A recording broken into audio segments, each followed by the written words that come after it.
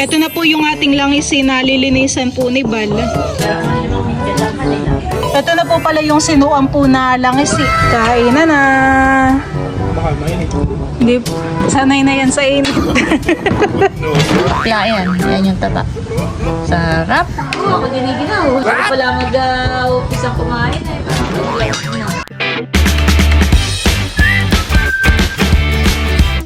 What's up mga kamilot? Welcome back sa aking channel. Sa birthday vlog po ay ako po ngayon ay magluluto po ng sinuam po na langis. Bale, yun po palang langis ay yun pa po yung nahuli po nung kami po ay nagpaiga po ng tubig sa palaisdaan. Yun po palang isda ay nandito po sa cooler. Nandito po yung mga manabon, tapos po ay yung bugaong. Aangatin na po natin dito yung langis na lilinisan po ni Bal. Ito po ay dalawa. Oh, lamig. Ayan po. Okay. Harap hawakan.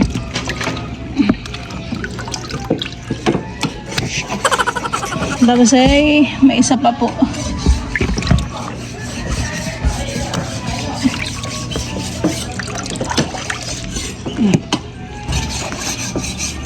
Ito na po yung ating langis na lilinisan po ni Bal. Nanigas yung ano. Medyo matigas pa yung isdahan eh. Gawa po ng nakalagay sa yelo.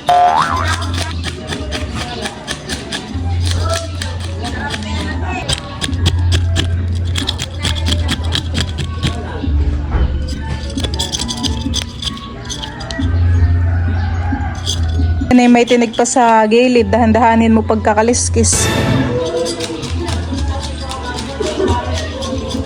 Ay kay matibo pa.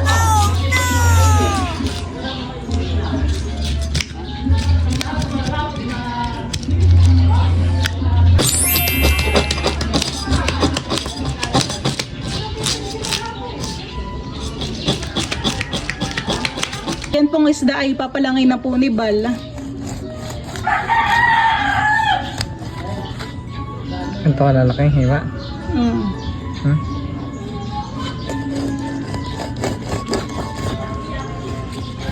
Si Teo ngayon ay nakakapaglaro na dito sa labas ng bahay, han eh. Gawa ng ano po gumaganda na talaga ang panahon. No? Pero minsan ay ano naman, biglang buhos din ang ulan.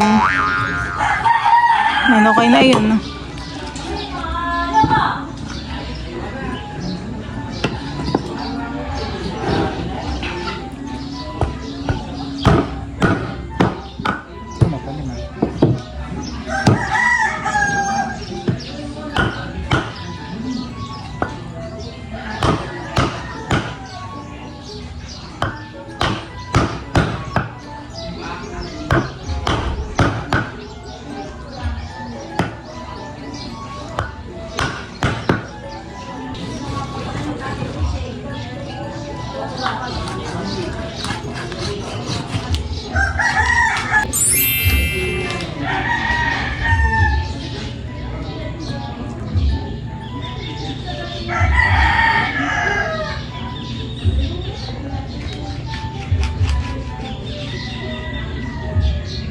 May apla. Haba po ng isda. Jaraman limang midya lang kanila.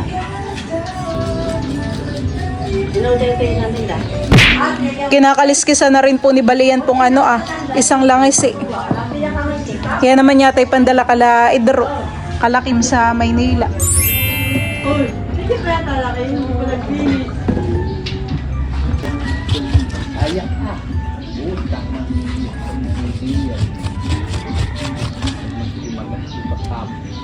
Pinagkira mo na rin yung doon Alam mo dito sa may lansunes! At naklog na doon sa may lansunes yung nilagay. Sitabi mo lang yan, nagtatapos ka na. Ay, tatam na ng mga lupa. Tatabi naman talaga yan at gagamitin ko sa... Ayan po mga kamilot, at ang luto ko po dun sa langis ay sinuam. Ito na po yung ating isda. Bali tayo po dito ay merong mustasa at dahon po ng sili. Meron na din po tayo ditong mga ricado. Akin na pong igigisa po itong mga ricado.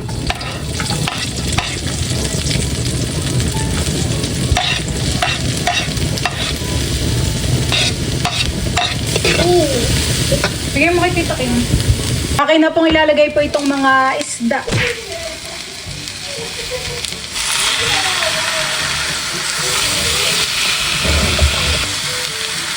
Ito pong aking niluluto ay kumukulo na. Maya-maya ko po ilagay yung gulay. Luluto-lutuin ko pa po yung isda. Ito naman po ay nalagyan ko na po ng asin at saka po ng paminta. 12 seconds later. Mabango na po ang amoy, nakakagutom na. Titikman ko po yung sabaw. Okay na po yung lasa niya o kulang pa po sa alat. Ayan po, akin na pong titikman. Sarap. Parang okay na po yung alat po niya. Ilalagay ko na po itong mga siling green. Pati na rin po itong mga dahon po ng sili.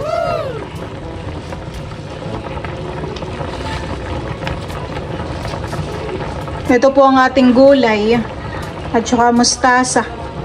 Sabi po ni Balay, isa daw po sa mga nagustuhan po niyang luto po dito sa amin ay ito pong sinuam. Sinuam na isda. Ilalagay ko na rin po pala itong mga mustasa. Ito pong ating mustasa ay 2 tali. Kaya mukhang marami po.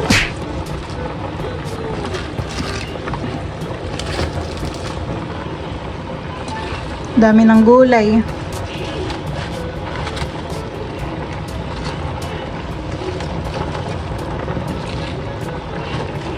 Ito po yakin lang po munang tatakpan. Hintayin po natin na maluto po itong mustasa. Candidate number 1. Kami po kanya-kanya ng dala. Candidate number 2. Batang makulit. Wala ako makayat mula baba. Candidate number 4. Candidate number 4. Dala naman po ni Papa yung ulam. Mga ilang buwan po ay ipag-harvest na naman po ng palay. Sa April yata ang harvest han eh. Dito kala ninay po ay tapos na pong maislab. Kanina lang po iyan.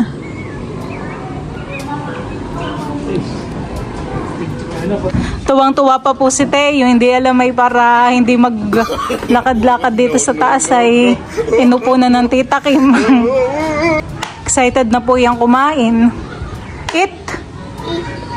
Inaangon ko muna po itong ang gulay. Para hindi maano.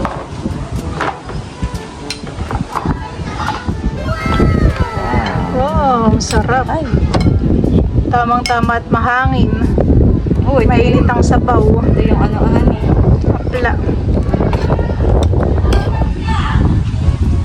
Ano? Anan?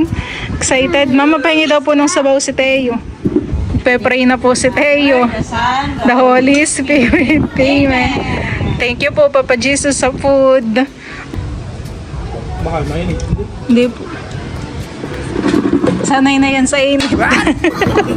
O, may picture na. Bigyan ko si Teo ng atla. Bali po sa atin na rito. Sa may Teo, atla. Ano kaya? Bigyan mo minut. ay parang upo din ng puso. Apla yan. Ayan yung taba. Sarap. Sarap, mahal ko. Wala reaction. Kami po ikakain na. Ito na po pala yung sinuam po na langisi. Kain na na. Oh, maginhawa pagkain. Pray naman na tayo. Oh Lord, salamat po na blessings sa pagkain. Sa naman po natin ngayon. Sabi natin sa Jesus name. Amen. Kain na na. Pinakaw na kumain.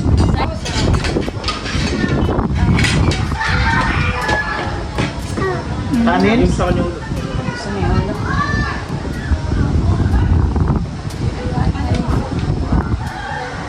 Sige, isa pa. Oops. Kahit ko tayo. Oo, ako giniginaw. Bago pala mag-upis ang kumain eh. Parang ako nilamig na.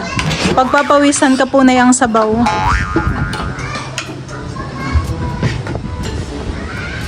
Nauga ang aking monopod. Gawa po ng malakas ang hangin. Tanaw na tanaw pala dito yung yung Alin po? yung Sa ating sagingan. Try pa sa bawang. Ay, ba daw hawang? Sarap. Akin yung isang baka. Ulo. Ayoko ng buntot. Masyadong malaki yung buntot, di ba?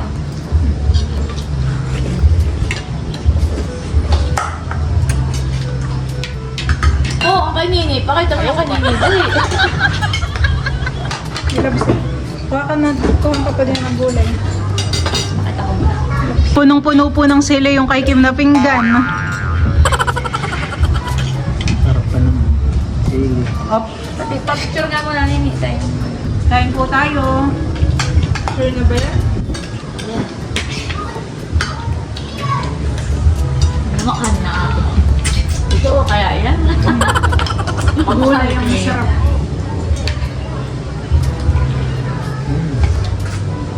Wala ka ng isda. Ako yung nilalaway. Sarap.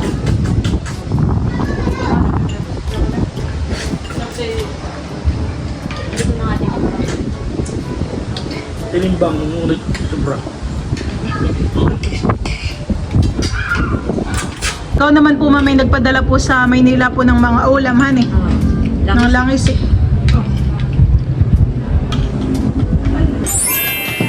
Ano, napapahangan na sa sale eh. Kain-kain tayo.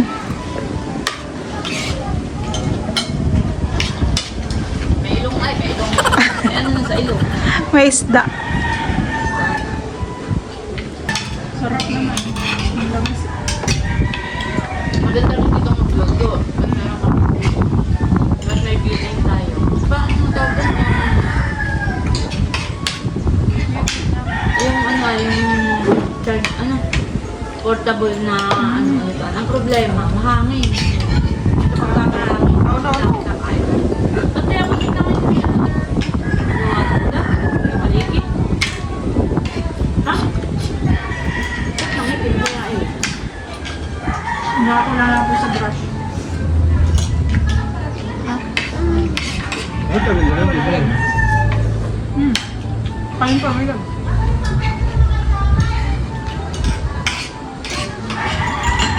Isda pa.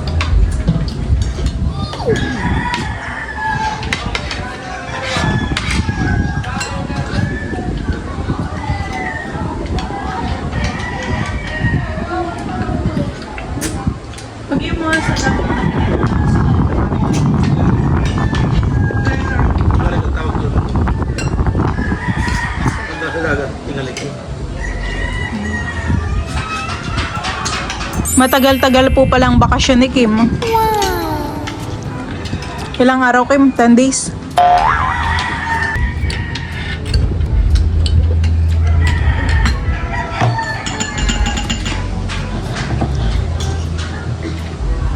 Iyo, ganado si tayo. Ganado. May energy paglalaro.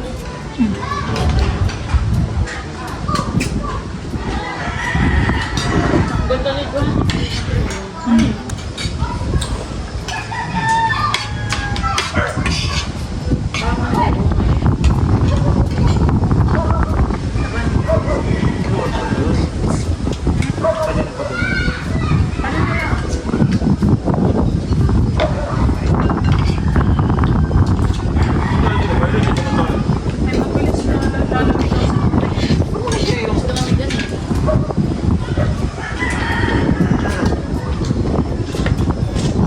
Huwag mo na ibigay sa akin. Tabi mo na dyan sa plato. Lalaw lang sa iyo eh. Kain ka na, eat ka na. Eat ka na.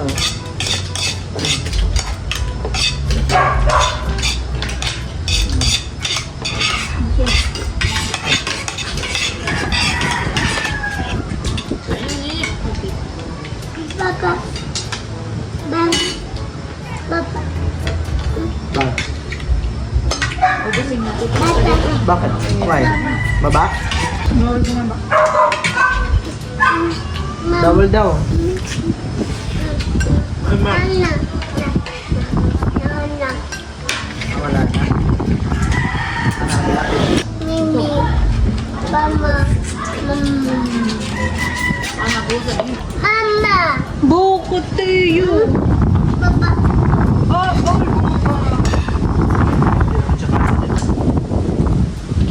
Busog ka na ng tubig yata eh. Ako. Unang kamay. Wala kayo. Si Teo. Tubig?